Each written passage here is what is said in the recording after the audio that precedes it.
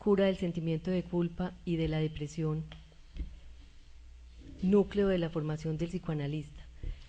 Es verdad que un lunes a esta hora es muy grato ver este montón de caras y de rostros interesados en celebrar la vida de un libro que a partir de una breve conversación que vamos a sostener y a la cual ustedes están absolutamente invitados, al final de la sesión pueden también hacerle preguntas al autor.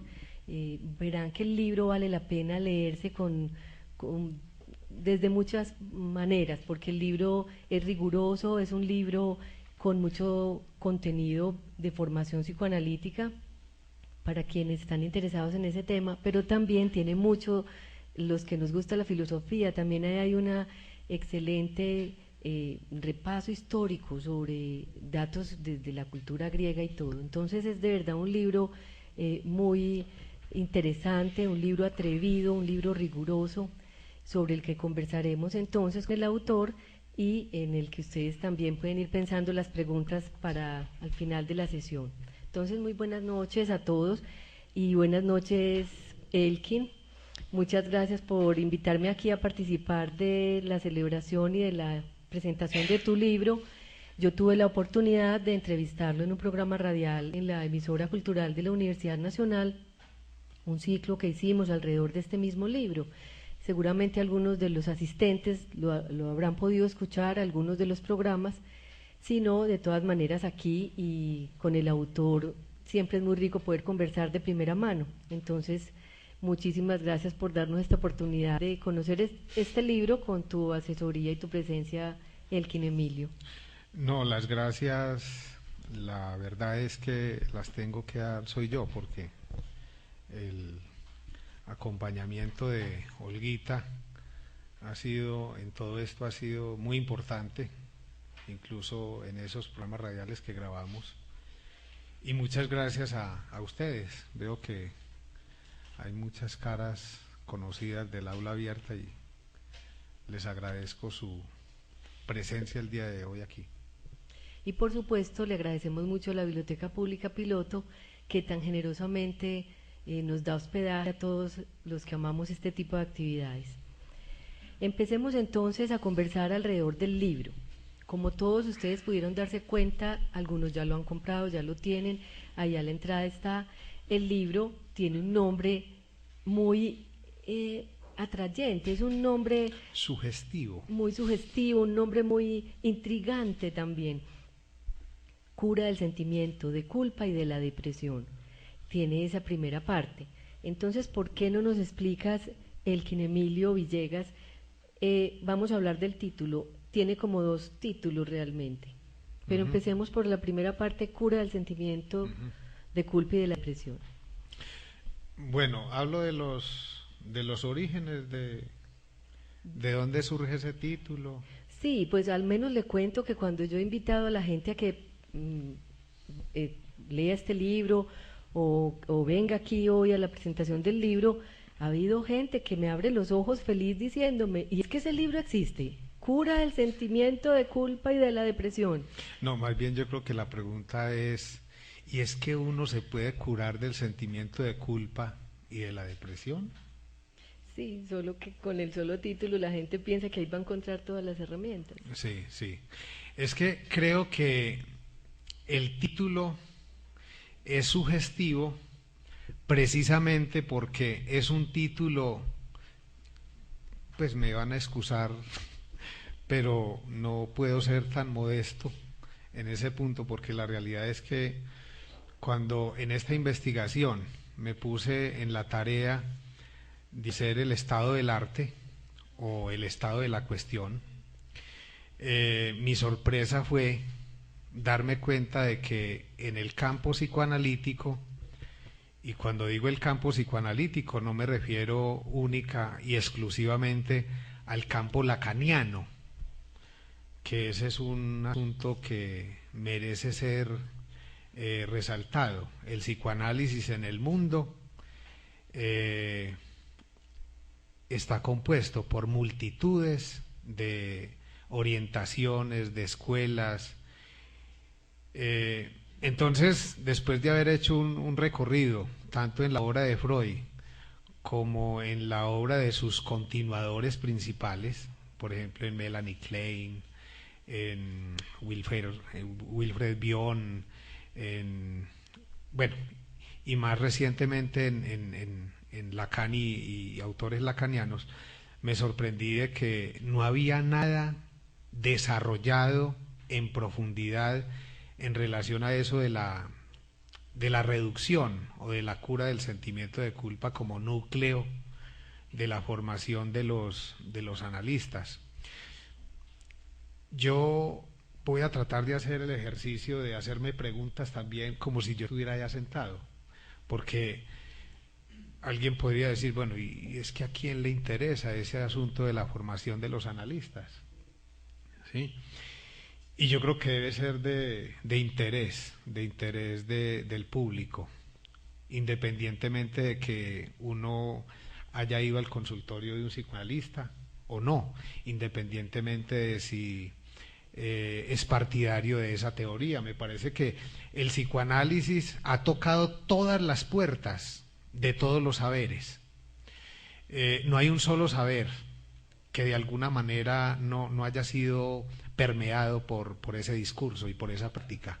Es más, es muy probable que muchos de nosotros, sin darnos cuenta, hayamos sido tocados por ese discurso, por esa práctica. Es más, es muy probable que en muchos sentidos esa práctica haya modificado nuestra manera de pensar la muerte, la sexualidad, la relación con el otro, etcétera, sin darnos cuenta, porque es que lo propio de los discursos es que los discursos se comienzan a infiltrar, digamos, en la vida cotidiana, y uno habla de la represión, o a veces a manera de chiste uno dice fulanito de tal tiene el complejo de Edipo, así uno no tenga pues mayor noticia de qué es el complejo de Edipo. Tenemos alguna idea, pero quizás no nos hemos puesto en la tarea de desarrollar en profundidad qué es eso del Edipo, y si eso es un cuento solamente de la filosofía o de la literatura, un cuento de Sófocles, un asunto medio trágico que quedó allá, digamos, en la antigüedad griega, o es un asunto que tiene que ver con nosotros y con la manera como nos relacionamos con el semejante, y sobre todo en la manera como hacemos elecciones amorosas. Bueno, sobre este punto creo que vamos a volver más adelante. Ustedes, yo sí les pido de que traten de hacerse preguntas, las que sean, ¿sí? Menos mal, este espacio es un espacio abierto al diálogo, entonces bienvenidas las preguntas de ustedes ahorita al final, sean las que sean. Cualquiera que sea, como dice Elkin Emilio, aunque parezca como despalomada o una pregunta como ingenua, porque en este asunto del psicoanálisis, los que no tenemos formación psicoanalista, pues tenemos que preguntar desde la calle, desde el pavimento. Y muchas veces que esas son las mejores preguntas. Es que el problema en el mundo con el psicoanálisis es que los psicoanalistas, yo diría que se han encargado como de inhibir la palabra en las personas, y la realidad es que esa no fue, digamos, como la intención de su creador. El psicoanálisis, desde la perspectiva de Freud, me parece que es una cosa muy distinta al matiz que ha adquirido, sobre todo en los tiempos actuales, y a partir de la presencia del psicoanálisis en las universidades, que ese es otro problema y muy serio. Porque ese es uno de los grandes logros de este libro también, y es introducir una oxigenación sobre el psicoanálisis como disciplina y como práctica, aclarándole a uno cosas tan importantes como saber de psicoanálisis no lo hace a uno psicoanalista. Y las academias, de alguna manera, si bien han permitido que se difumine el psicoanálisis mucho más o se divulgue, por otro lado también creo que le han hecho un daño al psicoanálisis al academizarlo también tanto. Sí, sin lugar a dudas. Un poco ha sucedido también con la filosofía. Sí. ¿Sí?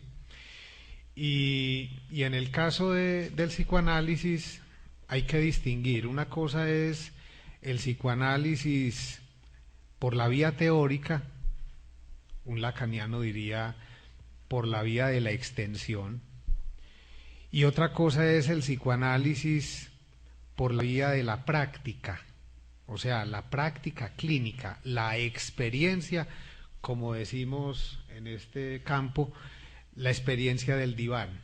¿Sí? Una cosa es que alguien se haya puesto a leer a Freud, a Melanie Klein, a Jacques Lacan, bueno, a los principales psicoanalistas, y que tenga, digamos, un saber teórico, y otra cosa es haber experimentado, digamos, esas teorías en el diván.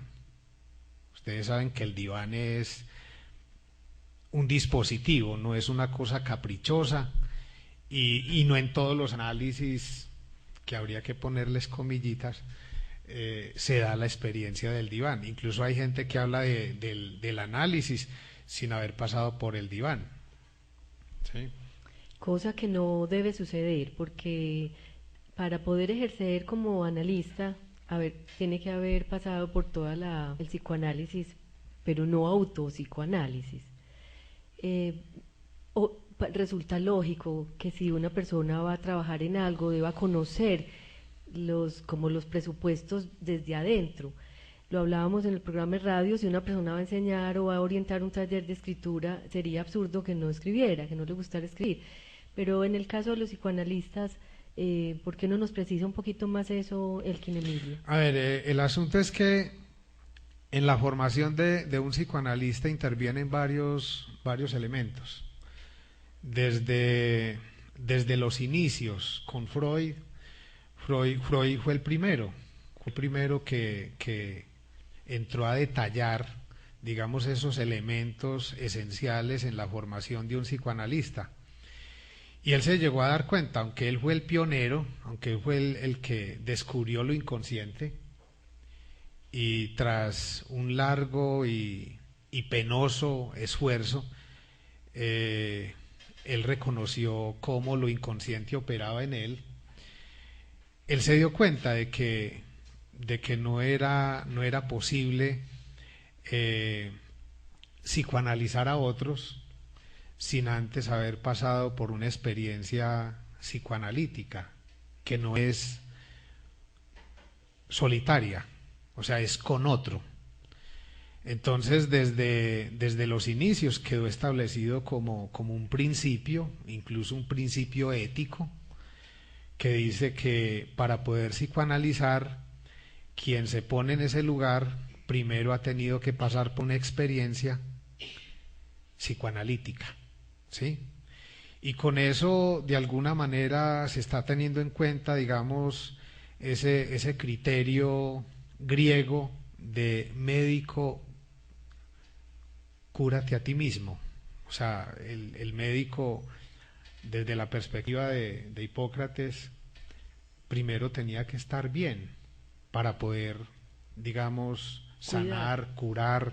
Y en el caso, puede que la medicina, y yo creo que aquí hay varios médicos, por aquí está César, varios, puede que la medicina en la contemporaneidad no considere las cosas así, porque ustedes saben que el influjo de la tecnología y bueno, la lógica del capitalismo ha hecho que la práctica médica sea hoy día una cosa muy distinta a como era antes. Pero en el caso del psicoanálisis, y sobre todo el psicoanálisis que respeta los principios de la dirección de la cura, es un psicoanálisis que procura mantenerse fiel, digamos, a esos postulados griegos. Y cuando digo que procura mantenerse fiel, lo que quiero decir con ello es que el psicoanalista es consciente, pues el psicoanalista que ha pasado, digamos, por la experiencia del análisis y que se ha formado de manera adecuada, es consciente de que para poder atender de manera eficaz a un paciente, el primero tiene que estar en paz. Por eso es que yo vengo diciendo desde hace rato, y lo decíamos en el programa radial, la experiencia psicoanalítica es una experiencia del cuidado de sí, y en ese sentido podemos hacer varias intertextualidades entre Freud y Foucault. Yo creo que si aquí estuviera Foucault no pondría mayor resistencia a ese planteamiento. Seguramente Foucault aceptaría de que, bueno, claro que digo yo, aceptaría, vaya yo a saber las resistencias que tenía Foucault al psicoanálisis. Sí, pero volviendo a hablar del título, a mí me parece que ese título es un título enigmático, atrayente y hasta corchador, porque habla cura del sentimiento de culpa y de la depresión. Entonces, cuando una persona común y corriente lo oye, y a mí me tocó percibir esa alegría de las personas diciendo cómo ese libro existe, y yo les decía, sí, pero no es un manual pues de autoayuda que tenga 10 pasos para salir de la depresión, pero el libro, el solo título sugiere que hay cura, que hay un sentimiento de culpa y que hay depresión, pero por Sí. supuesto que hay cura, que es posible la cura. Y yo hago la invitación a que no se detengan mucho en eso de núcleo de la formación del psicoanalista. Es que seamos claros, o sea, en el mundo entero la gente se psicoanaliza. En todas partes del mundo hay psicoanalistas y la gente va donde el psicoanalista.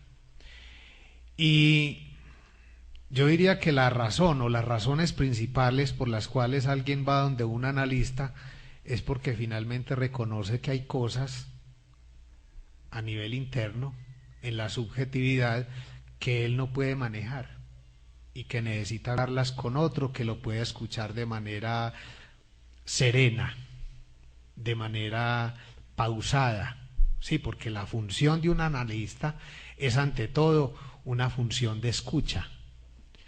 Obviamente no solamente de escucha, porque hay gente que llega al consultorio de uno y le dice, es que yo estuve en tal parte y esa persona me atendió como 30 minutos. Bueno, yo creo que fue afortunada, fue muy afortunada si la atendieron 30 minutos, porque uno también escucha muchas otras cosas en donde no son sino 5 minutos y bueno. Psicoanálisis de EPS. Al estilo EPS contemporánea. Entonces, la experiencia analítica, pero perdí el hilo, a ver, ¿en qué era? El subtítulo de núcleo de la formación el subtítulo del libro, núcleo de la formación del psicoanalista, sería como dirigido a los psicoanalistas, pero la primera parte del título a cualquier mortal, a todos los demás sí, que no sí, seamos es que yo pienso que no hay que poner como tanto el acento en la formación del analista. Yo decía que en todo el mundo la gente se psicoanaliza, ¿sí? Y hay gente que ha hecho análisis muy extensos, ¿sí? Y no precisamente después de haber hecho un análisis se proclaman analistas. O sea, es que donde hay sufrimiento hay una persona que necesita hablar de ese sufrimiento, y la gran diferencia entre el psicoanálisis y la psiquiatría, por ejemplo, es que en psicoanálisis la persona se tranquiliza hablando, pero no hablando de cualquier cosa, porque es que uno no habla de sus síntomas, uno no habla de lo que le hace sufrir con todo el mundo. Yo sé que en nuestro medio tenemos fama de ser muy habladores y de pronto ahí se anida como la ilusión de que como somos tan buenos conversadores, entonces por eso tramitamos nuestras cosas con los amigos, con la familia, pero la realidad es que quien se pone a hablar de sus síntomas, de su padecimiento con los amigos o con la familia, los aburre y los aleja. Yo conozco mucha gente que se ha quedado sola porque vivía toda hora contándole a los amigos, a los allegados, a los familiares, todo lo que le pasa y todas las penurias que ha tenido con la mujer, etcétera. Y entonces finalmente la gente lo hace a un lado, porque es que no estamos entrenados para eso, y además es muy aburridor estar escuchando a otro con su queja y dele y 5 años, 10 años, la misma cosa, y eso no cambia. O sea, si la vida cotidiana fuera terapéutica, pues no habría necesidad de psicólogos, ni de psiquiatras, ni de psicoanalistas, no habría necesidad. Y hay gente que quisiera ahorrarse, digamos, las dificultades propias de un análisis, incluido el costo, y quisiera que lo psicoanalizaran por ahí en una cafetería o tener un amigo psicoanalista para que le diga cositas, entonces más o menos a organizar la vida, o por internet o por teléfono, pero son desviaciones de la práctica. La realidad es que yo diría que en esta época es donde más el ser humano necesita ser escuchado. Ustedes entenderán por qué. Ustedes saben que lo propio de la contemporaneidad es cada quien conectado al equipo, y hay muchos equipos que pues yo me sorprendo observando a veces a la gente en muchos espacios, en los gimnasios, en todas partes la gente es pegada, concentrada ahí, gozando del aparatico y teniendo al otro ahí a distancia, pues porque el otro no importa, el otro no existe. En la contemporaneidad es como si el otro no existiera. Ustedes saben cómo se relaciona la mayoría de la gente hoy día, por ejemplo, por internet, ¿sí? Por medio del Facebook, etcétera, ¿sí? En donde la gran mayoría de la gente tiene yo no sé cuántos amigos, dice 500, 1000 amigos, ¿sí? Yo no sé cuántas novias, se ha casado yo no sé cuántas veces. Pues ese es el mundo de hoy, en donde el otro de carne y hueso, el otro que plantea objeciones, el otro que transfiere, digamos, sus conflictos de la infancia. O sea, es que las relaciones son complejas por eso. O sea, ojalá las cosas fueran tan fáciles como en internet, que me ponen un mensajito, yo devuelvo el mensajito y todo el mundo ahí soñando con la relación perfecta. No, cuando ya uno se relaciona con un otro real, ahí es donde uno se da cuenta de que hay muchas cosas de uno no resueltas, cosas que tienen que ver con la infancia, cosas que tienen que ver con el tipo de relación tenida en la familia. A eso Freud lo llamó transferencia. ¿Y qué es la transferencia? Que uno quiera o no, uno pone las cosas propias en la relación con el otro, y eso sí que perturba la relación, porque es que, digámoslo así, la mayoría de los conflictos que se presentan en las relaciones tienen que ver con la transferencia, porque uno no sabe cómo tratar al otro, ¿sí? Le dice cosas que le decía la mamá, le dice cosas que le decía un hermano, entonces termina convirtiendo al otro en la mamá, en el papá, en el hermano, y poniendo todos esos problemas que quedaron ahí pendientes en el otro, y el otro sin ni siquiera saber esa historia, y el otro también tratando de poner esas cosas en uno. Entonces eso se vuelve el conflicto más impresionante del mundo. Entonces yo digo que no es que el asunto de la culpa y la depresión sean, bueno, ahí se dice, son elementos esenciales de los cuales un analista tiene que curarse para poder practicar el psicoanálisis, pero eso no es propio de un psicoanalista, sin lugar a dudas, porque es que ¿quién dijo que solamente los psicoanalistas son los que están llamados digamos, a experimentar paz, tranquilidad en su alma? No, eso es desde el momento mismo en que se creó el psicoanálisis es para todo el mundo. Eso no es patrimonio de los psicoanalistas. Es más, lo que yo he observado en mi práctica clínica y a partir de esta investigación es que a la larga puede haber más gente dispuesta a psicoanalizarse que muchos psicoanalistas.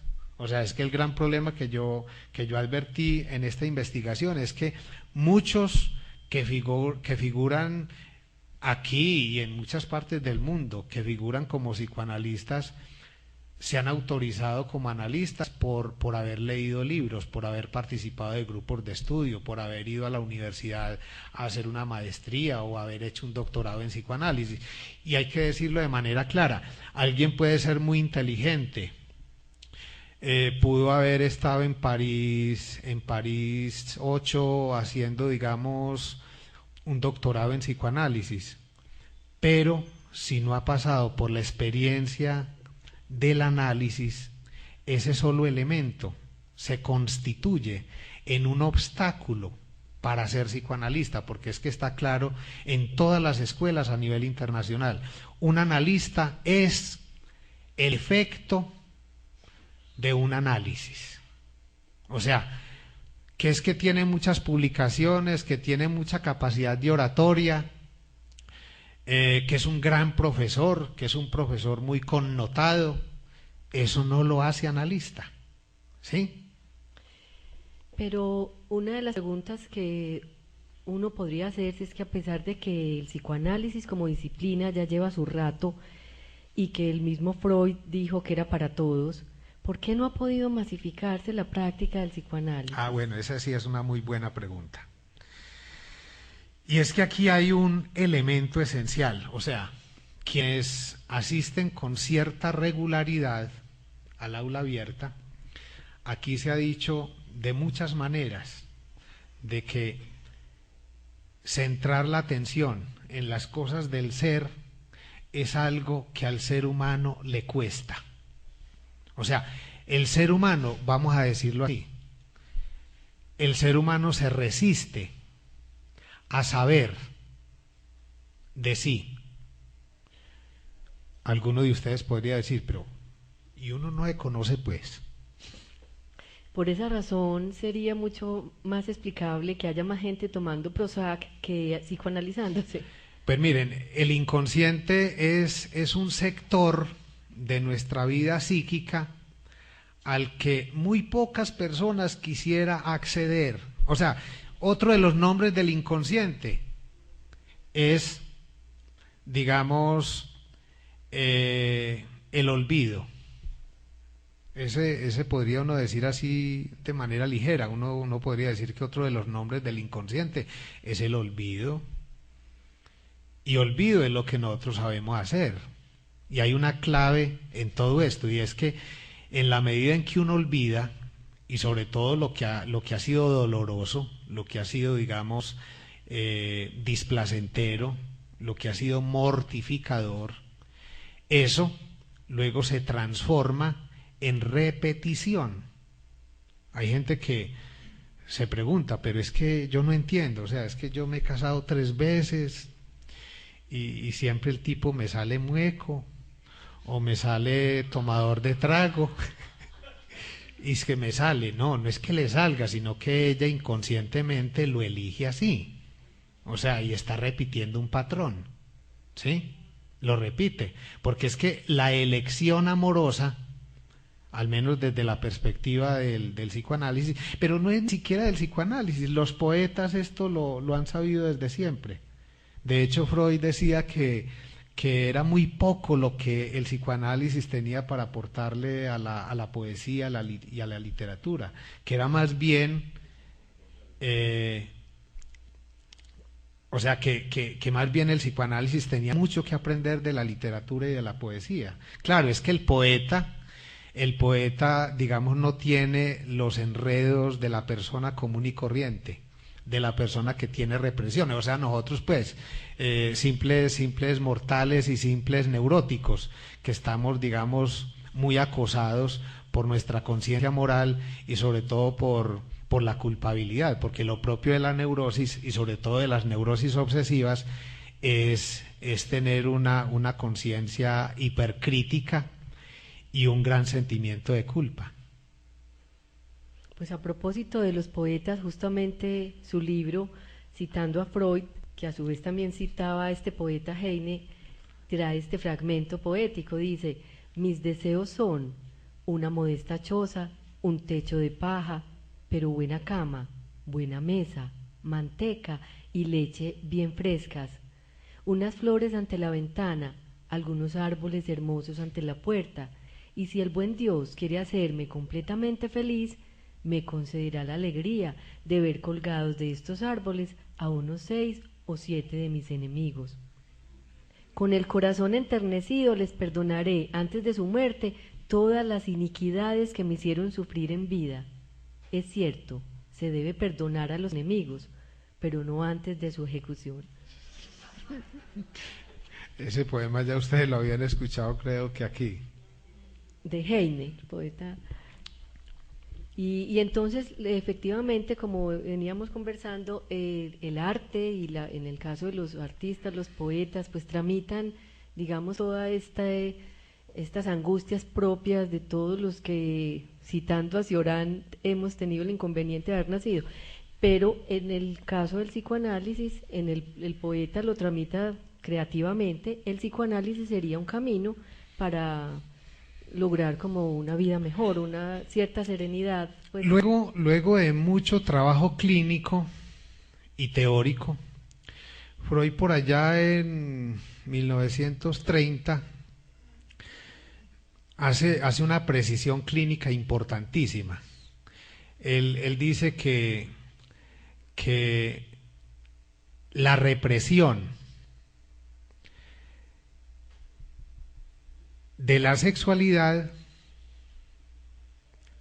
pero esto hay que cogerlo con pinzas, porque es que el psicoanálisis no es una teoría que dice a gozar todo el mundo, no, esa sinvergüencería no es del psicoanálisis, eso hay que entenderlo. O sea, cuando en psicoanálisis se habla de represión, se habla de represión psíquica. De hecho, uno conoce gente que dice que por dársela de muy freudiana tiene sexo a toda hora y con todo el que se encuentra o con toda la que se encuentra, y ese no tiene ningún problema resuelto a nivel interno, ese lo que está es jodido, ¿sí?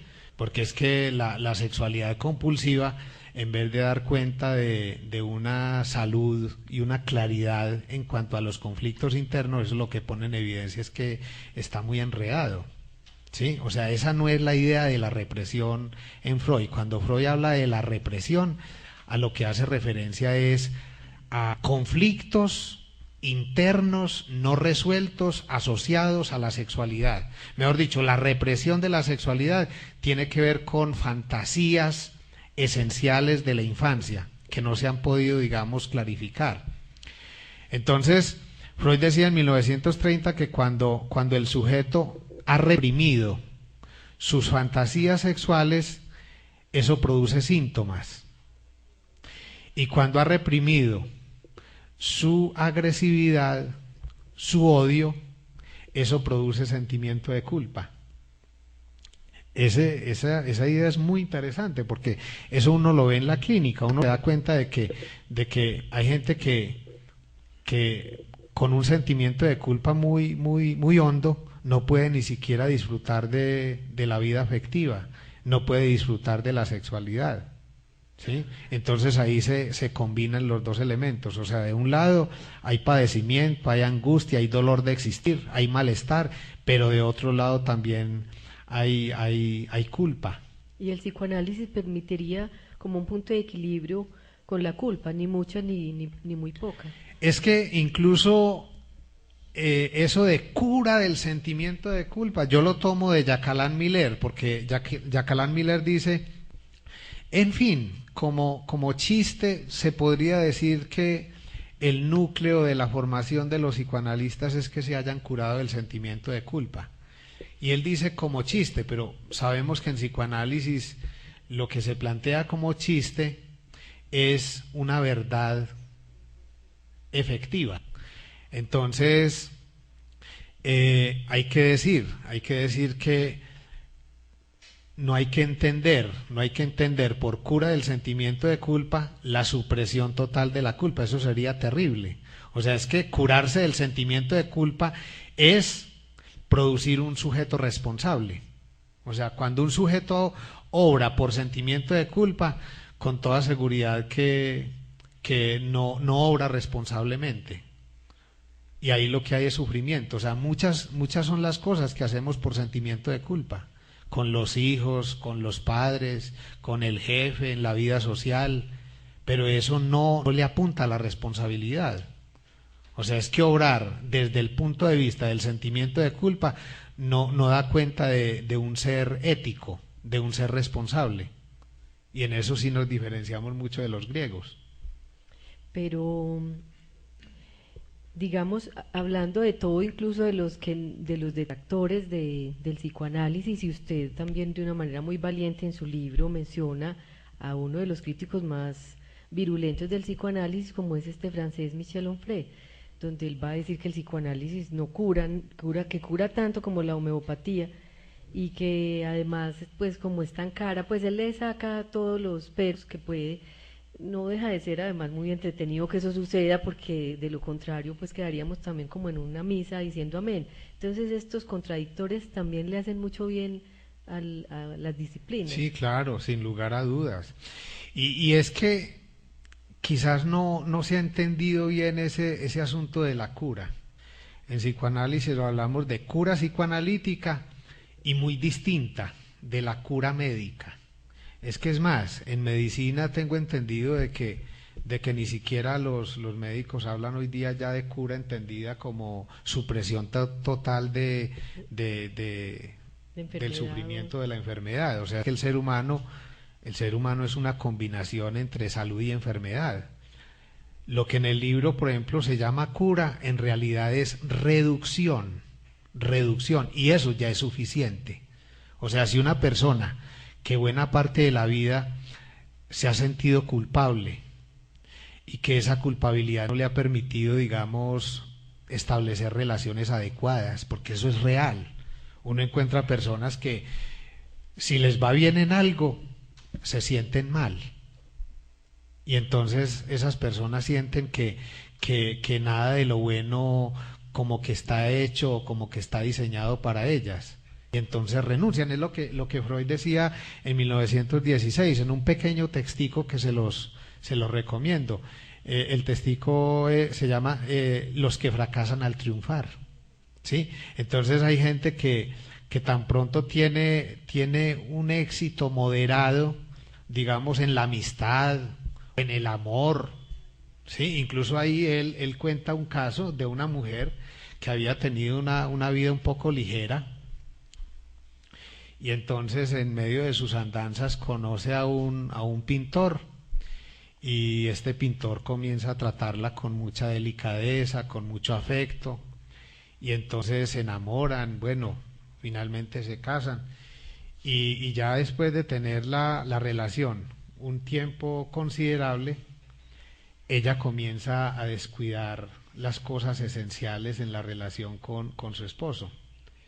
O sea, la conclusión que ahí saca Freud es que esta mujer no toleró, digamos, que la vida le diera cosas tan buenas, cuando ella tenía, digamos, ahí en su psiquismo una serie de pendientes que la hacían sentir indigna en esa relación. Y eso no pasa solamente en las relaciones afectivas, eso pasa en la academia, en la vida social, en los negocios. Yo he conocido cantidad de gente que después de mucho trabajar, de mucho esforzarse por crear una empresa, por crear una organización, tan pronto le está yendo muy bien, la persona comienza a descuidar su negocio, comienza a descuidar su empresa y cae. Es que miren que la misma imagen de esa pintura que hay ahí en la carátula es de un alemán del siglo XIX, y él ahí que pinta, o al menos que intenta pintar ahí, él pinta, digamos, a ese Edipo en ese momento crucial en el que él se da cuenta de que está casado con su propia madre, y que para poder llegar a esa conquista tuvo que haber matado a su propio padre. Entonces es tanto el sentimiento de culpa de este hombre que se saca los ojos y está ahí ciego, ¿sí? O sea, es que el sentimiento de culpa, digamos, genera ese tipo de ceguera. Es una ceguera que tiene que ver, digamos, con la subjetividad. El sujeto no quiere saber, mejor dicho, no quiere hacerse responsable de su vida, no quiere hacerse responsable de sus síntomas, no quiere hacerse responsable del padecimiento que experimenta, por ejemplo, en un vínculo, en una organización. O sea, el paciente del psicoanálisis, yo diría que es una persona que en medio de tanta dificultad finalmente conquista grados de responsabilidad, y cuando ya uno conquista grados de responsabilidad, deja de quejarse tanto, deja de endosarle la culpa al jefe, al Estado, a la sociedad, al papá, a la mamá, a la novia, al novio, al esposo, a los hijos, y eso ya es mucho. Es que curarse del sentimiento de culpa, yo diría que es curarse de la tendencia a manipular a los demás. Y Sí. endosarles a otros la culpa. Sí, y la responsabilidad Echarle de la lo que culpa a pasa otro. con uno mismo, porque es que los seres humanos, y esto es profundamente griego, ¿sí? Miren que aquí estoy hablando casi que en un cierto parafraseo de lo que era la mentalidad de los griegos. Los griegos en todo momento invitaban a que el sujeto quisiera saber de sí, conócete a ti mismo, cuida de ti, esa era la cantaletica de Al Sócrates. autoexamen. Sí, el autoexamen, ¿sí? El mismo Sócrates decía que una vida sin examen no merece ser vivida. En cambio, en nuestro medio, lo que sí sabemos hacer es examinarle la vida al otro, para criticarlo, para, mejor dicho, fastidiarlo, manipularlo, atormentarlo. O sea, muchas veces hacemos con el otro como si fuéramos el super yo del otro, Mm. ¿sí? Y la constante contemporánea es una vida anestesiada, es la que viven, ni intentan ni siquiera cuestionarse ni preguntarse nada. Por eso las posibilidades del psicoanálisis en estos tiempos son bastante complicadas, porque es una sociedad de consumo perversa que no le interesa sino consumidores anestesiados, embotados. Sí, y de cosas prácticas, y de cosas efímeras, ¿sí? Porque es que uno de los grandes problemas en la contemporaneidad es que, o sea, todo lo queremos resolver por la vía más rápida. Por eso, El atajo. entre una pepa, entre un medicamento e ir a hablar con un analista, yo creo que mucha gente prefiere la pepa. Así sepa que la pepa lo va a ir minimizando, lo va a ir inhibiendo, lo va a ir paralizando, pero no importa eso, o sea, es tal, digamos, el espíritu de la época en cuanto a lo fácil, que la persona prefiere irse paralizando a, digamos, hacer ese esfuerzo que implica ir donde un analista, hablar de sus propias cosas. Sin lugar a dudas, eso implica un esfuerzo considerable, pero es algo que tendría posibilidades, brinda muchas posibilidades, porque es que a mí personalmente me preocupa mucho que en nuestro medio, mire, este es un país, yo diría que este es un país en el que hay muchísimos duelos no tramitados, y los duelos tienen que ver con la culpa, ¿sí? En donde hay muchos problemas asociados con la infancia, la desestructuración de la familia, los tantos conflictos que seguimos padeciendo a nivel social. Entonces, todo eso se ha encargado de ir generando, digamos, una serie de culpas que no se resuelven mágicamente, ¿sí? La invitación que se hizo a la presentación de este libro, a los que les llegó por internet, estaba anunciada justamente dentro del marco de una nueva ley de salud mental recientemente emitida. El Entonces, 21 de enero de este año eh, fue sí, fue el derecho a la salud mental, cómo podría con esa ley el psicoanálisis entrar como a trabajar. bueno, Cuando una acabo de sociedad recordar no le interesa cuando tampoco. Cuando a Freud en cierta ocasión le preguntaban que cómo pensar la salud mental. Y él decía, es que la salud mental de los seres humanos tiene que ver con la capacidad para amar, y oído a esto, capacidad para amar, no capacidad para que me amen. Es más, yo diría que ahí no hay tal capacidad. Es que esperar a que a uno lo quieran, eso no es ninguna capacidad. Esa es la actitud del niño. Todo niño quiere que lo quieran mucho, ¿cierto? Y no tiene que hacer ningún esfuerzo. Es más, mucha gente cree que tiene mucha capacidad para amar porque simplemente nunca llama, nunca tiene un detalle con el otro y simplemente hace las veces de, de muerto, de muerto del amor. ¿Sí?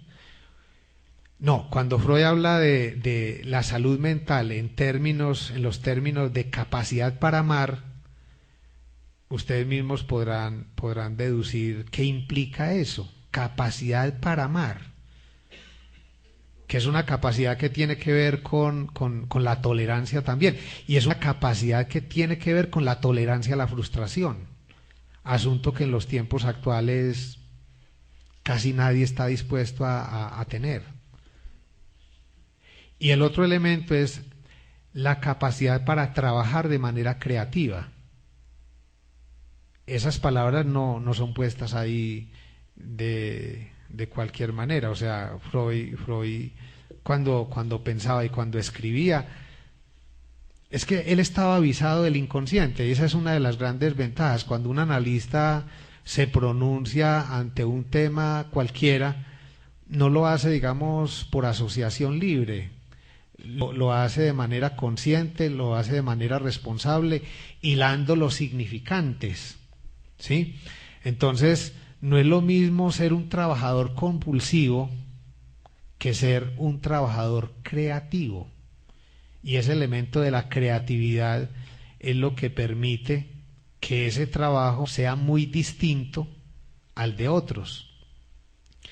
Entonces, hablar de salud mental y en Colombia es un problema muy serio, porque ustedes saben que, mejor dicho, la salud mental no es un asunto que alguien tiene simplemente porque lo desea.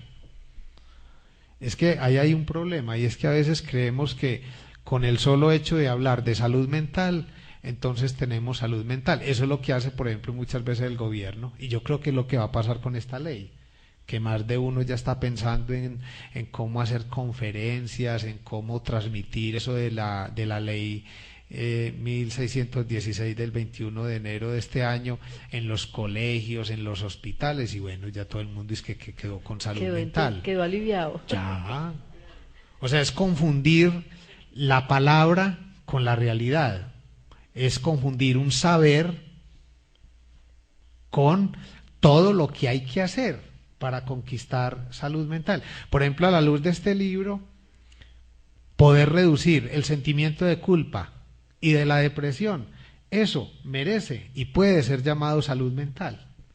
Porque es que después de que un sujeto ya se siente más tranquilo en su interior, ya no se siente tan acosado, digamos, por esa instancia punitiva y cruel que Freud llamaba el superyo, en esa misma medida puede tener iniciativas mucho más efectivas para sí mismo, para los otros y en relación con las cosas. Por eso es que yo digo en reiteradas ocasiones que una cura psicoanalítica es una buena manera de cuidar de sí, de los otros y de las cosas. Sí, no, y con esa definición tan clara y bella de Freud, citada por usted, la capacidad de amar y de trabajar creativamente, ya no más con eso, si uno tiene muy claro que es posible vivir mejor, un poco más sin lugar a dudas, es posible. El problema es si uno realmente quiere. Sí, porque es que es tanto el malestar, es tanto el sufrimiento, y yo diría que eso en Colombia es el pan de cada día.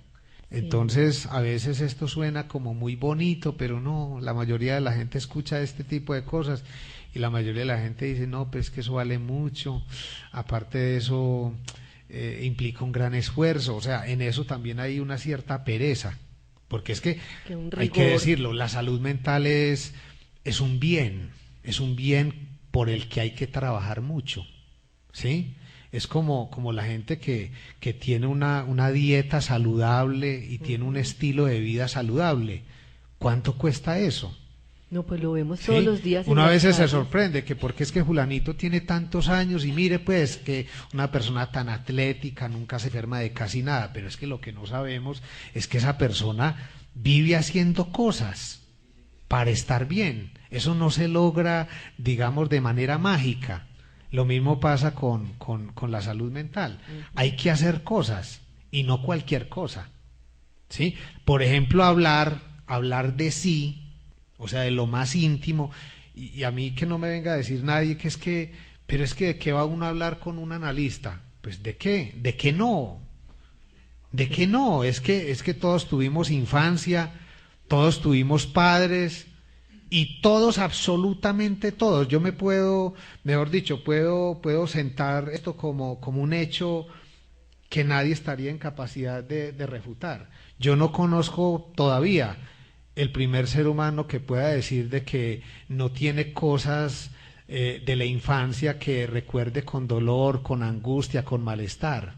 Es que pasar por la infancia y la adolescencia implica contraer una serie de traumas, de dolencias, de dificultades, que para eso es que sirve la represión, para uno olvidarse de eso. Por eso yo conozco padres de familia que hablan de muchas cosas y nunca hablan de las cosas que vivieron en la niñez. Sí, hay hijos que vienen a consulta y le dicen a uno, es que mi papá debe ser que tuvo muchos problemas, porque es que cada vez que le tocamos cosas de la niñez, él evade esa conversación. O sea, es que la represión es eso, la represión es olvido, no querer saber de eso. Y esto no es como en la psicología, digamos, conductista, que le recomienda a las personas tener pensamientos muy lindos, que ser muy positiva, que repetirse mentalmente, soy positivo, eso no sirve de nada. O sea, cuando uno está angustiado, eso es real. Y con decirse soy positivo, yo no tengo traumas, yo no tengo conflictos, eso no arregla nada, antes agrava más la situación, ¿sí? Por eso el psicoanálisis en eso sí tiene como una cierta crudeza, porque en vez de invitar a la gente a que siga olvidando, no, en ese sentido el psicoanálisis es muy parecido como a una arqueología del saber, una historia, ¿sí?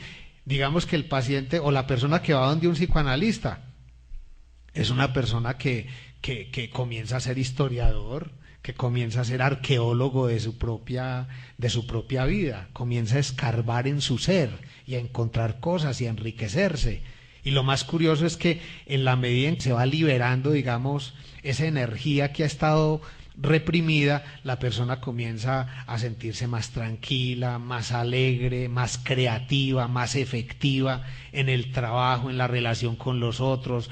Luego ya no se siente como tan inclinada a tener que estar dando cuenta de todo lo que piensa y de todo lo que hace, que eso es otra fuente de sufrimiento. O sea que el psicoanálisis tiene efectos terapéuticos, sin lugar a dudas, pero para poderlo decir uno los tiene que haber experimentado. O sea, es que ustedes se pueden preguntar, ¿y es que usted qué? ¿Sí se psicoanalizó? Sí, porque esa es la pregunta que alguno de ustedes se podría hacer. Claro, o sea, es que yo hablo de esto, o sea, este libro, yo le decía el otro día a Olga que estoy convencido de que si yo no hubiera hecho un trabajo de muchos años con un analista, porque eso no fue yo en mi soledad, no. El trabajo del libro sí fue una cosa sola, pero ni tan sola, porque uno está ahí es con el otro simbólico, con los autores que de alguna manera ahí se citan. Uno ahí tampoco está solo, está solo, digamos, en lo real, físico, pero está muy acompañado por todos los autores que uno ha venido leyendo. Pero el análisis como tal, la experiencia analítica, terapéutica, esa es necesariamente con otro.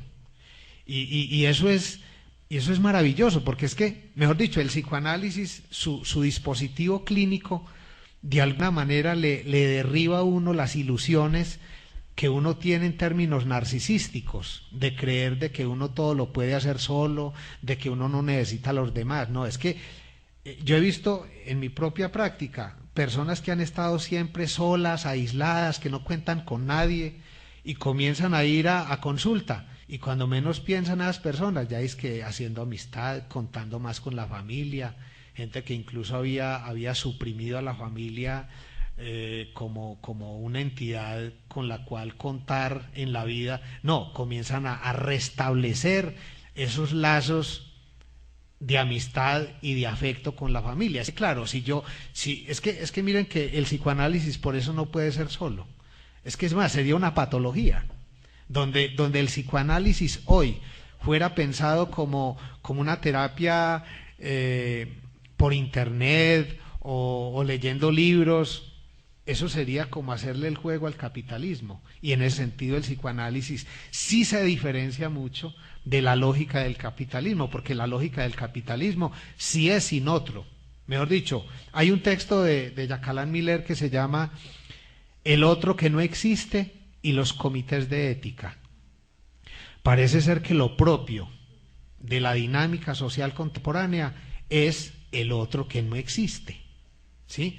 Pues bien, el psicoanálisis no le hace ese juego al capitalismo, y el psicoanálisis a lo que invita es precisamente a la existencia del otro, porque es que cuando uno le da existencia al otro, se está dando existencia a sí mismo. Cuando uno reconoce al otro, uno es reconocido por uno mismo, uno se reconoce, porque es que es el problema, cuando uno borra al otro, cuando uno lo elimina, lo destituye, uno mismo se destituye, uno mismo no existe, y eso produce una profunda depresión. Es que la depresión de los tiempos actuales no es gratuita. Si esta es la época del otro que no existe, casi que uno podría decir, bueno, he ahí un elemento esencial por el cual mucha gente vive hoy día deprimida. ¿Esa nueva ley de salud mental va a permitir que las personas puedan acceder al psicoanálisis, o el psicoanálisis todavía sigue vetado de Yo tengo muchas dudas, porque es que usualmente los psicoanalistas no trabajamos en estas entidades prestadoras de servicios de salud. Pues sé que los hay, pero yo personalmente no quisiera dar ese paso, porque es que uno de los grandes problemas de la salud, y no solamente aquí, sino en el mundo entero, es que como ya el asunto está enmarcado en una dinámica mercantil, entonces al médico y al profesional de la salud se le exige atender tantos pacientes por hora, y eso deteriora de manera significativa el dispositivo analítico. Ustedes se podrán imaginar por qué. Si hay una persona que sufre y necesita hablar, es que la necesidad de hablar implica tener tiempo para poder hablar. O sea, si una persona está muy angustiada y tiene muchas cosas de la infancia, como todo el mundo, es que en otras partes del mundo la gente sí se psicoanaliza. Es que uno se sorprende, por ejemplo, en países como en Argentina, en donde uno va a cualquier puesto de revistas y usted encuentra cualquier cantidad de periódicos, de revistas, de psicoanálisis. O sea, esa es una sociedad muy tocada. Incluso los mismos argentinos dicen que ellos tienen 3 pasiones básicas: el fútbol, el tango y el psicoanálisis. ¿Sí? Sí. Ojalá en nuestro medio pudiéramos socializar, ojalá en nuestro medio hubiera más escuelas de psicoanálisis, que hubiera un verdadero debate, una auténtica confrontación teórica, porque eso le hace bien al psicoanálisis. O sea, es que el psicoanálisis no es un asunto de iglesias, aunque, de ideología, sí. Sí, ni de ideología, no, es un asunto, es un saber que lastimosamente, pues al pasar, digamos, por los ámbitos académicos, ahí se ha deteriorado mucho. Pero el psicoanálisis, ante todo, es una práctica clínica que tiene efectos en las personas, en las comunidades. Y es que no habría de ser otro su propósito. O sea, si el psicoanálisis dejara de tener, digamos, efectos en términos clínicos, me parece que no tendría mucho sentido, no se diferenciaría mucho de ningún saber, porque hasta donde yo entiendo, pues los saberes son esos, son saberes, pero yo no conozco a nadie, aunque reconozco de que eso ayuda. O sea, la lectura ayuda, Nadie puede decir de que leer a cierto filósofo no le ha ayudado en la vida, o leer a cierto poeta. O sea, hay lecturas que permiten, digamos, sublimar en un momento determinado un duelo, o sublimar, por ejemplo, una rabia y una actitud agresiva que se tenga. Eso ayuda. Pero en términos clínicos no hay nada más pacificador que poder hablar, y sobre todo de dos cosas básicas que en nuestro medio son tabú: hablar de la sexualidad, hablar de los afectos, hablar de la historia personal y hablar de la relación con el otro en términos de agresividad y de odio. Alguien podría decir, y es que los seres humanos odiamos. Pues hay gente que tiene, digamos, un super yo tan potente que hasta le impide poderse pensar en términos agresivos y en términos de odio. Si los seres humanos no odiáramos, no, pues viviríamos muy tranquilos. Es más, no nos sentiríamos culpables. ¿Sí? Es que es más, yo creo que un análisis a lo que lleva es a eso, a finalmente ponerse uno en tanta paz y en tanta tranquilidad con uno mismo, que ya uno como que pierde el gustico de vivir peleando con los demás. Y si se suscita alguna pelea, pues uno ligerito tramita eso, y a eso no le da mayor importancia. No es que con el psicoanálisis uno se vuelva bobo, para nada. Antes aprende uno a pelear de la mejor manera, o sea, a realmente debatir por las cosas importantes que hay que debatir. El problema es que en la vida cotidiana peleamos por cosas nimias, por cosas muchas veces imaginarias. Bueno, esa es otra cosa que iba a decir. Curarse del sentimiento de culpa es nada más ni nada menos que curarse de lo imaginario de la culpa. Hay una autora argentina, se llama Marta Jerez Ambertín, y ella extrajo de la obra de Freud 3 tipos de culpas bien diferenciadas: el sentimiento de culpa, la culpabilidad inconsciente y la culpa muda. El sentimiento de culpa tiende a operar más del lado de lo imaginario. En cambio, la culpabilidad inconsciente es más simbólica, y la culpa muda, digamos, es más algo del orden de lo real, y es inexpresiva. El problema es que alguien podría decir, pero es que yo no me siento casi culpable por nada. Pues yo no sé si eso sea una gran virtud. O sea, en un mundo tan desigual como en el que vivimos, y que uno no sienta solidaridad por lo que pasa a su alrededor, y que eso no lo toque a uno, pues me parece muy complicado. Yo personalmente, se los digo con toda sinceridad, a mí el psicoanálisis me ha servido enormemente para reducir. Es más, cuando yo miro y evalúo mi vida en comparación con lo que era hace 20 años, pues no hay ni punto de comparación, y esa reducción me ha permitido ser un poco más claro conmigo mismo, con los otros, con las cosas, ser más responsable, desear más lo que deseo, sin darle tanta vuelta a las cosas que uno desea, porque el problema, uno de los grandes problemas de estar enredado en la culpa es que uno casi que renuncia a eso de ser un sujeto deseante, y eso es muy cristiano, eso es muy medieval, en donde la gente renuncia y renuncia y cree que al final le van a dar el premio. Bueno, definitivamente con este tema del psicoanálisis las preguntas pueden ser infinitas.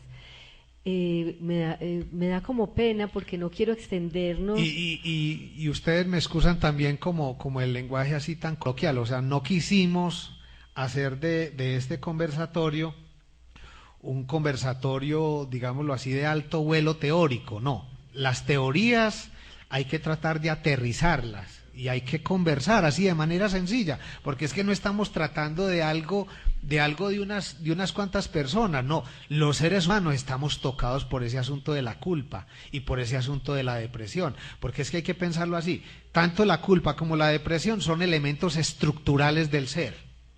Eso de que ¿quién dijo que yo soy una persona deprimida?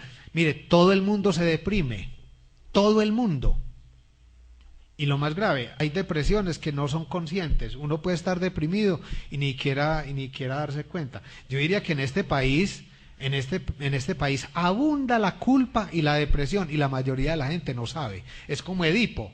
Yo creo que Edipo, la mayor parte de la vida, vivió culpable y deprimido, hasta que se da cuenta de que está casado con su propia madre, que cometió incesto y que tuvo que haber matado a su padre y de manera inconsciente. O sea, cuando se da cuenta de eso, claro, este hombre descansa en su alma y se saca los ojos, como quien dice, ya no necesito ni siquiera ver. Lo que ya veo, lo veo con los ojos del alma y no con los ojos físicos. Sí, y lo que se trata en esta presentación es antojar a leer el libro, despertar la curiosidad sobre esta disciplina del psicoanálisis, que esperamos haberlo logrado. Si alguien tiene una pregunta y quiere espontáneamente hacerlo, aquí está el micrófono. Y aquí, si hay, al finalizar hay una copa de vino para celebrar este libro, pero las preguntas también son bienvenidas. Adonai primero.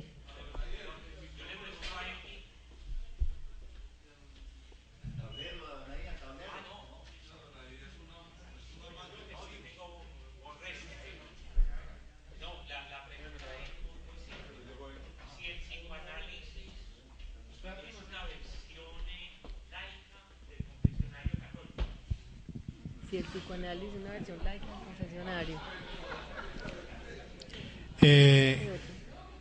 Adonai, yo diría que no, porque es que hay que tener mucho cuidado con eso de la confesión. Lo curioso es que cuando uno compara la confesión cristiana es más, incluso me parece que no es apropiado hablar en términos de psicoanálisis de confesión. Sí, pero ahí me parece que el término no es ni siquiera apropiado. O incluso, o sea, hagamos una distinción. Yo diría que la confesión del lado de la fe es una pseudo confesión. Digamos que es un intento de confesión, porque ¿qué confiesa el creyente? ¿Qué confiesa? Si vamos a ser claros, yo no creo que un creyente que está, digamos, de alguna manera está empeñado en que el sacerdote lo siga mirando con buenos ojos, no quedar muy mal con el curita de la parroquia. No creo que sea capaz en una confesión de esas de poner en palabras sus fantasías en el campo de la sexualidad. O sea, yo creo que las confesiones que se dan en un confesionario cristiano son muy tímidas, son una caricatura de una verdadera confesión como la que se da en el psicoanálisis, porque es que en el psicoanálisis la persona casi que uno dice se voltea al derecho y al revés.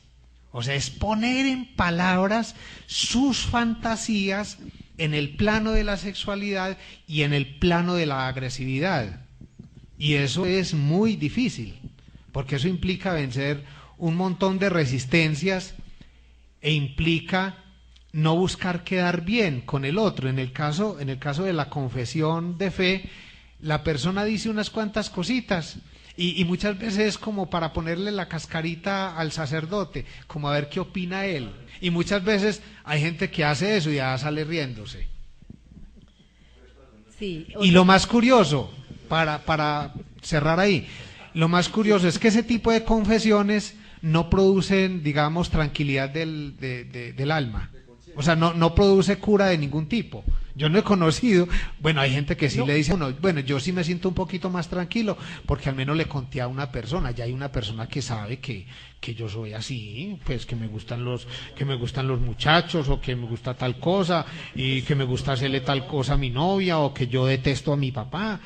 Bueno, ya hay un curita que sabe eso, pero eso finalmente no tiene, digamos, el efecto terapéutico que tiene un psicoanálisis, porque es que en un psicoanálisis la persona lo dice, y no con el solo hecho de decirlo una vez se cura, hay que seguirlo diciendo, y de muchas maneras.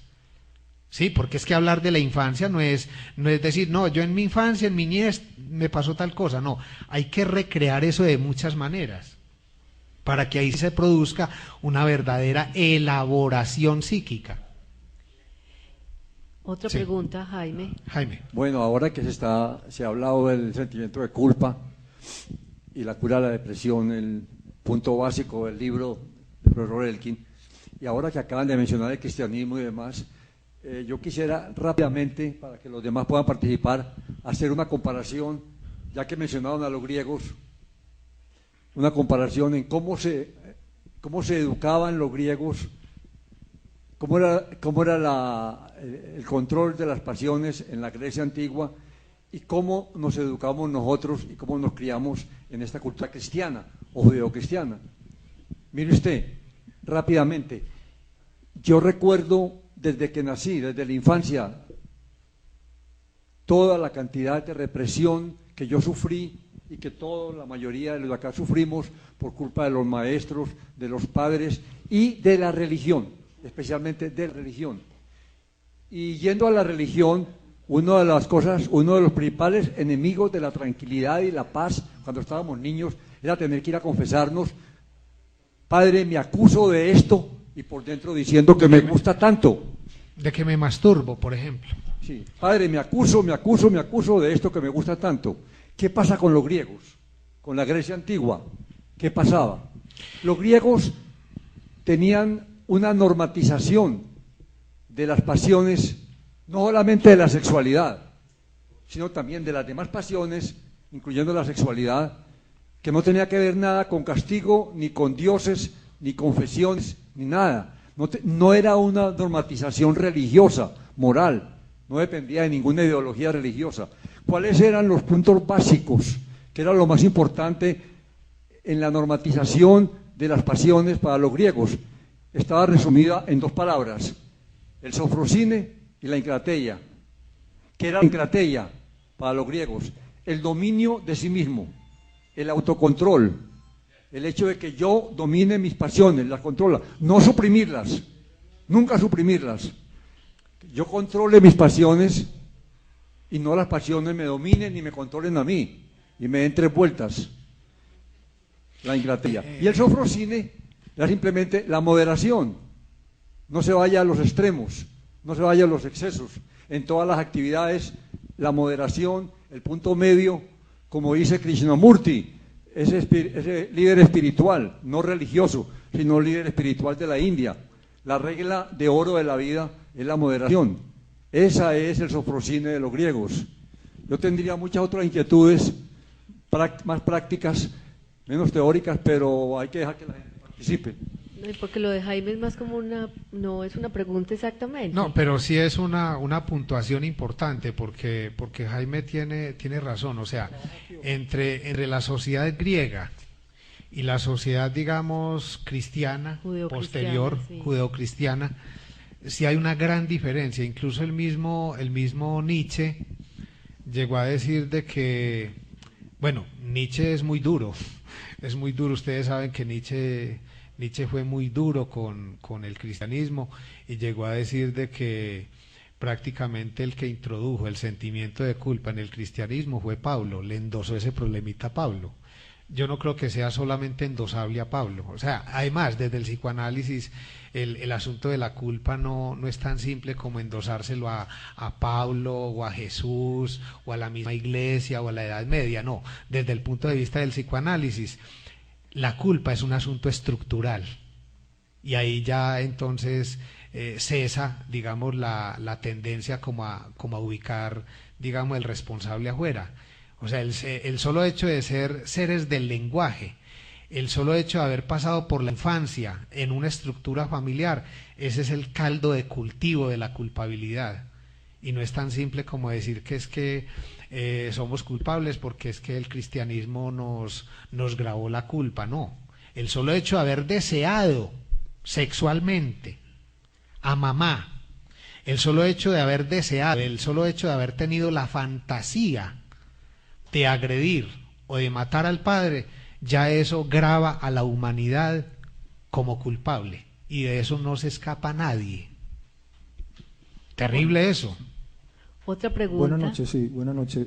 Algo anecdótico, cuando yo vi el anuncio de su conferencia y la presentación del libro, primero, lo más llamativo fue, pues ayer cierta ambigüedad, pues, y no quería ser como incauto con ese título. Yo dije, cura, fue lo primero que me cuestioné, del sentimiento de culpa, cura de la culpa, y después con ese subtítulo de la formación del analista, me llamó la curiosidad y yo, bueno, vamos a ver cuál es la tal propuesta de cura que nos van a decir allí el psicólogo autor. Y en cuanto a la formación del analista, suscité y reviví mis antiguas reticencias con respecto al psicoanálisis. Y ahora que usted mencionó que usted se siente ayudado también en sus teorías, en la obtención de su libro, la formación de su libro más bien, que parte de opiniones y otras teorías. Usted dijo, yo parto también de autores y es evidente. Entonces yo también me remití a mis propios autores precisamente para tematizar ese asunto de la cura.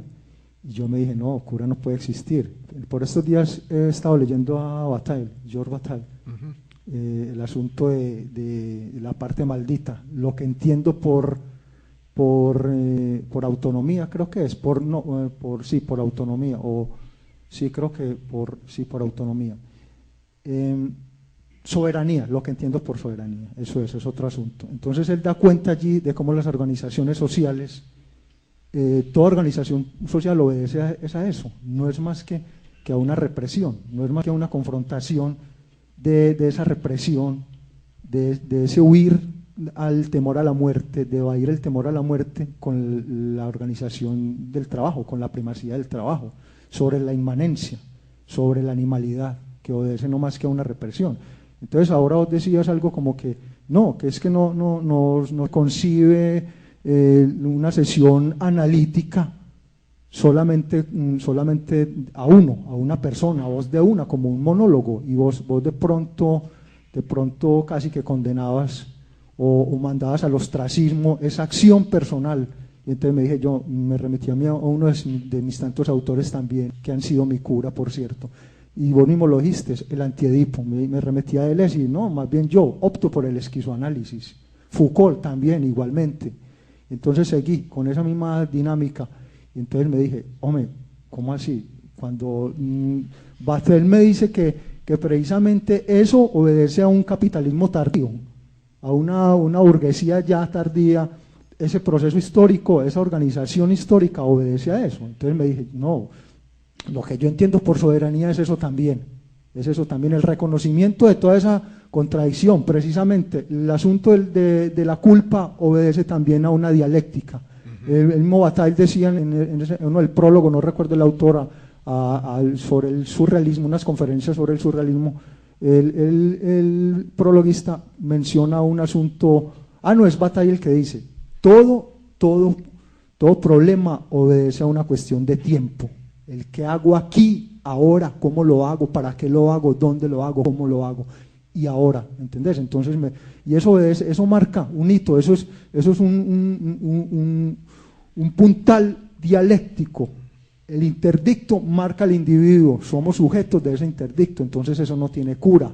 Vos me decís, vos hablas que no, que es que la propuesta mía en el marco de esta ley de salud mental obedece más que toda una merma. Me dije yo, pero ¿cómo así? Y después usted anteriormente dijo que no concibe una sesión de análisis a uno, sino de a dos, que porque eso obedecía aparentemente a una dinámica capitalista.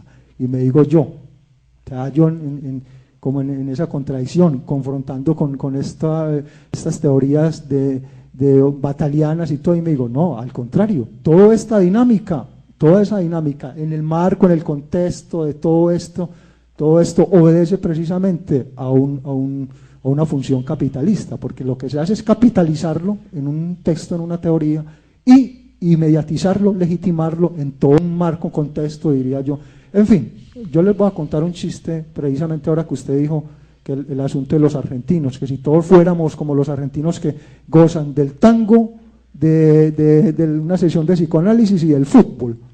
Yo me hice un chistecito muy bueno. Resulta que, ¿saben ustedes cómo se suicida un argentino? Se sube de lo más alto de su ego y se arroja. Así se suicida un argentino. ¿Me entienden? Entonces, o sea, yo quería solamente decir eso.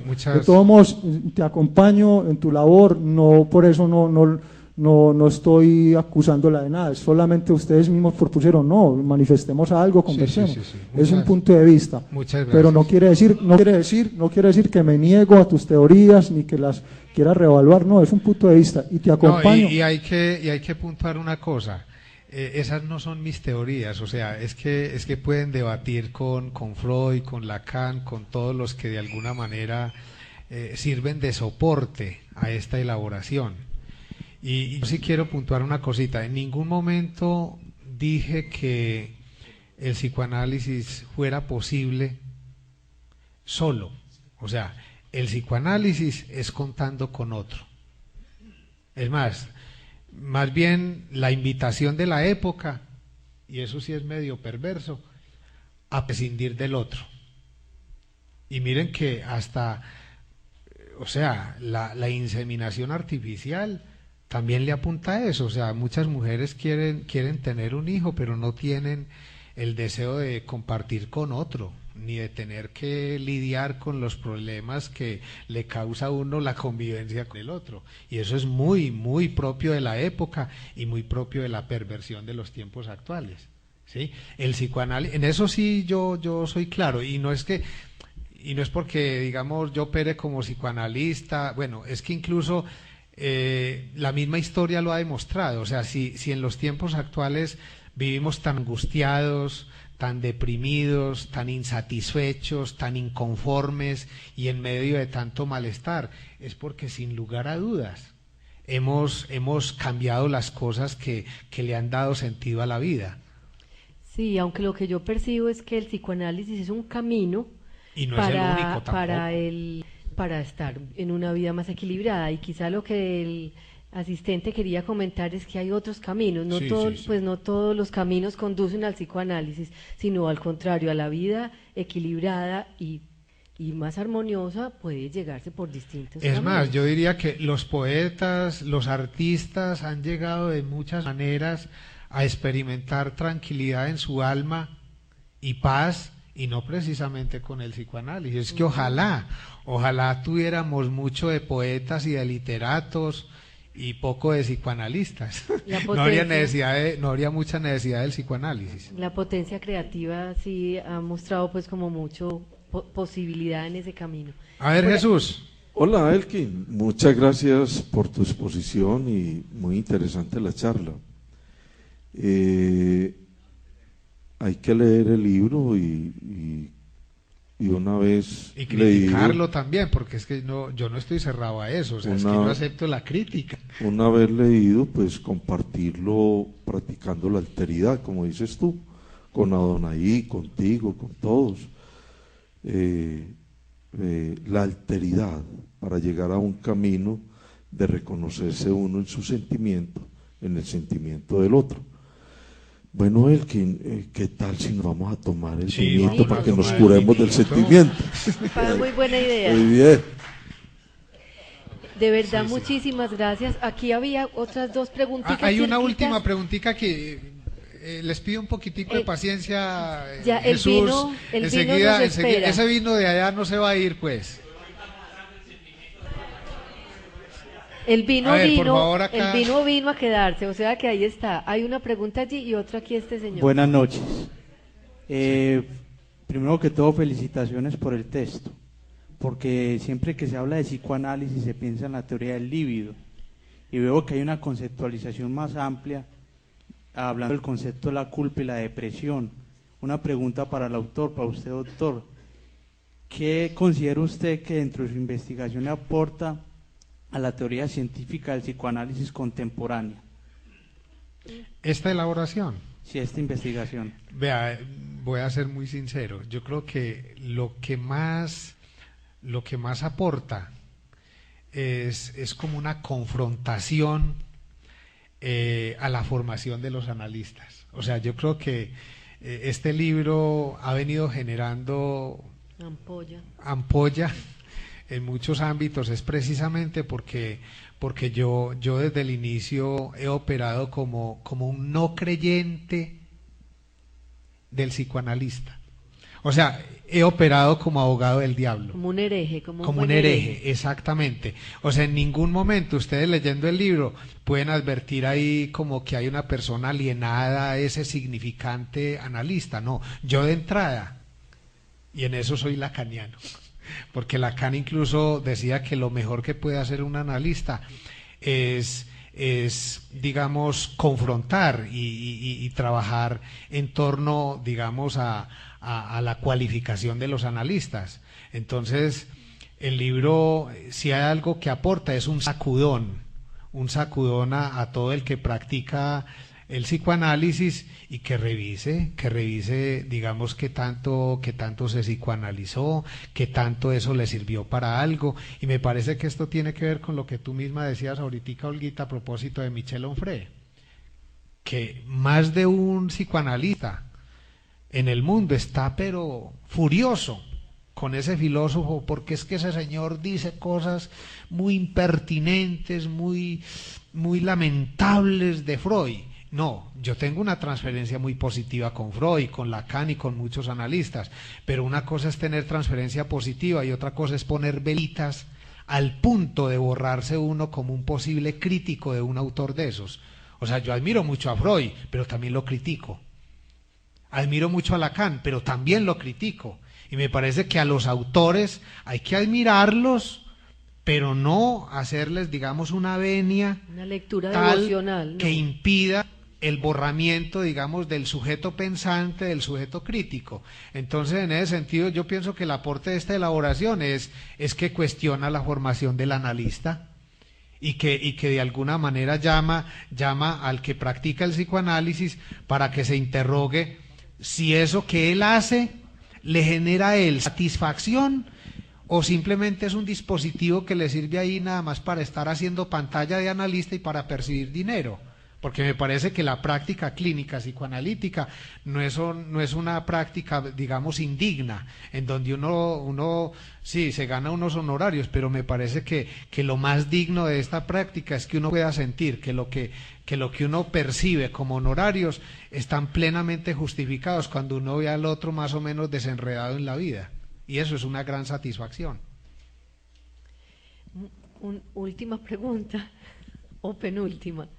¿Quién tiene el micrófono? Yo, acá. A ver, rápido. Bueno, rápido, aludiendo a lo contemporáneo, usted decía ahorita que, bueno, la apreciación y la pregunta es con todo respeto pues al psicoanálisis, porque lo respeto y acudo pues a un espacio con un analista y entonces pues digamos que es con todo respeto ante todo.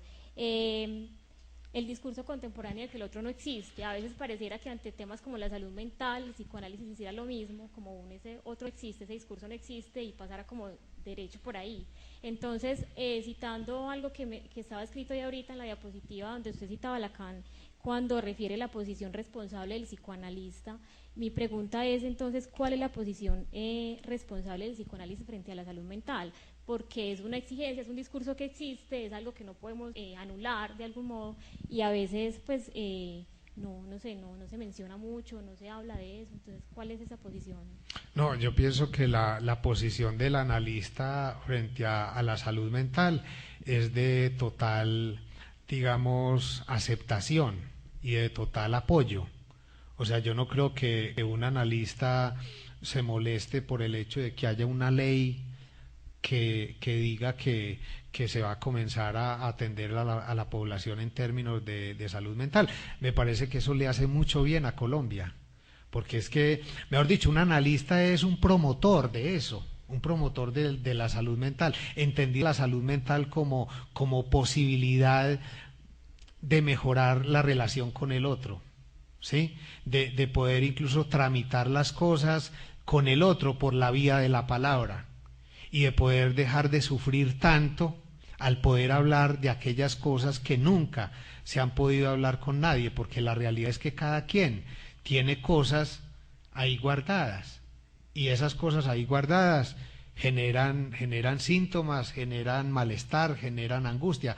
Es que cuando uno ha atendido a una persona con cierta frecuencia, y cuando uno ha presenciado cómo la persona poco a poco se va atreviendo a comunicar cosas que nunca ha podido comunicar en ningún espacio, uno va viendo el progreso. Es que eso es real. O sea, la cura por la palabra en los tiempos actuales es un real, así en nuestro medio haya como cierto escepticismo, pero eso es real. Solamente quien haya experimentado eso puede decir, hombre, sí, el psicoanálisis cura porque yo lo viví, y aparte de que lo viví, yo lo practico y yo veo cómo la gente se va desenredando, luego comienza a no tener que tomar medicamentos, se va tornando más productiva. O sea, a mí alguien me podría hacer el reproche, es que usted está ahí como haciéndole mucha propaganda, pero es que es real. O sea, en la AMP, en la Asociación Mundial de Psicoanálisis, hace algunos años Jacqueline Miller propuso, y me parece que esta es una muy buena propuesta, comenzó a confrontar a los analistas y a decirles, no, es que es muy importante que donde haya un analista, ese analista que ha pasado por la experiencia del análisis y que ha sentido, digamos, que el análisis ha tenido un efecto de rectificación subjetiva, que ese analista pueda hablar en público de eso, y a eso le dieron el nombre de la política de la enunciación. Y me parece que eso está muy bien, porque es que si el analista no es el primero en dar cuenta de que eso sirve para algo y no con fines mercantiles, sino que es real, o sea, a mí nadie me lo está preguntando, pero yo no tengo, y no 40, bueno, no tengo, yo no soy tan, yo tengo 46 años. Sí, no 46. Yo tengo 46 años y nunca en mi vida, y no estoy aquí chicaneando, nunca en mi vida he tenido varios programas radiales sobre el consumo de alcohol y drogas y tal, y una vez alguien me preguntaba, pero bueno, usted que habla tanto de eso, usted que ha consumido drogas, nunca en mi vida. Una vez por ahí en una organización donde atienden a adictos, me invitaron a dar una conferencia y yo les decía de manera un poco irónica y confrontadora, yo les decía, es que miren, muchos de ustedes dicen que son terapeutas, pero todavía están enredados ahí en alguna adicción. Yo en mi vida nunca me he llegado a embriagar. He vivido, digamos, la vida palo seco y no he necesitado, digamos, de licor o drogas para, digamos, estar bien y estar tranquilo. No. Eso no quiere decir de que no vayamos a tomarnos el vinito. Bueno, Bien. yo creo que Sí, buenas noches. Yo sí quiero felicitar al doctor Elkin Villegas por ese libro tan especial que nos regala y hacerle una pregunta que de pronto nos ha pasado a muchos psicólogos, o inclusive Freud reconoce que él se involucraba con sus pacientes. ¿Quién? Freud. Él no reconoce eso, el que reconoció eso fue Jung. Bueno, Es más, los invito a todos. Sí. Hay una película del año 2011 muy interesante que habla sobre ese problema. Se llama Un método peligroso. Pero ese título es más como una ironía en relación con Carl Gustav Jung, que sí tenía ese problemita. O sea, es que Jung no fue casi psicoanalizado, ¿sí? Pero decir eso de Freud, o sea, ese señor fue un caballero, o sea, no quiero decir con esto que yo los tenga idealizado, pero en el mundo entero, si por algo se ha caracterizado Freud, es por ser, el mismo Miller, refiriéndose a Freud, dice que es el hombre prudente del psicoanálisis. En eso Freud tuvo mucho recato y fue muy meticuloso. Bueno, sí, la pregunta, de pronto que Freud no lo haya reconocido, pero también se vio involucrado pues con algunos de sus pacientes. La pregunta ¿es justo y es necesario para ser psicoanalista estar curado del sentimiento de culpa? Sí, yo diría que sí, porque es que la culpa... El gran problema de la culpa es que cuando uno no ha tramitado ese asunto, la misma culpa mueve al acto, y al acto, digamos, inconveniente. Entonces, como lo dije al comienzo, estar curado del sentimiento de culpa y no entendiéndolo como desaparición total de la culpa, sino entendiendo la cura en términos de reducción del sentimiento de culpa. Mejor dicho, ¿a qué llamamos cura del sentimiento de culpa? A la reducción del sentimiento de culpa en un dispositivo analítico. Y esa reducción genera un sujeto ético, un sujeto responsable y un sujeto más deseante, porque el problema del deseo, eso de ser un sujeto deseante, eso está enredado con la culpa. O sea, cuando hay mucha culpa, el sujeto tiene problemas con el deseo. En cambio, cuando el sujeto ha podido tramitar la culpa, es un sujeto deseante. Bueno, muchas gracias. Muchísimas gracias por la asistencia. Seguimos conversando otro poquito mientras nos tomamos el vino. Y antójense del libro y de la conversación sobre estos temas.